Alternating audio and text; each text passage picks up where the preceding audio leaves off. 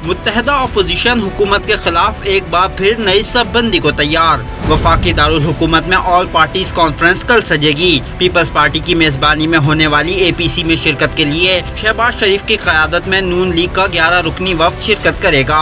मरियम नवाज भी शामिल होंगी। वफ्द में शाहिद खाकान अब्बासी, ख्वाजा आसिफ, एहसान इकबाल, राना सनाउल्लाह, मरियम औरंगजेब और दीगर भी शिरकत करेंगे। चेयरमैन पीपल्स पार्टी बिलावल भुट्टो ने साबिक वजीर आजम को फ़ोन करके इन्हें APC में वर्चुअल शिरकत की दावत दी, जिसे नवाज शरीफ ने बेहतर सेहत से मशरूत कर दिया। पीपल्स पार्टी ने अपोजिशन की दीगर जमातों से भी राब्ते तेज कर दिए। अपोजिशन से मुशावरत के बाद पीपल्स पार्टी ने APC का 2 नुकाती एजेंडा भी जारी कर दिया। APC में हुकूमत की 2 साल कारकर्दगी और मुस्तकबिल की हिकमत अमली पर गौर के बाद तमाम जमातें हुकूमत को टफ टाइम देने के लिए तजावीज़ देंगी। ऐवान के अंदर और बाहर की हिकमत अमली, सड़कों पर एहतजाज, जलसों का इनेकाद और स्पीकर कौमी असम्बली के खिलाफ तहरीक अदम एतमाद जमा कराने समेत दीगर ऑप्शंस पर भी गौर किया जाएगा।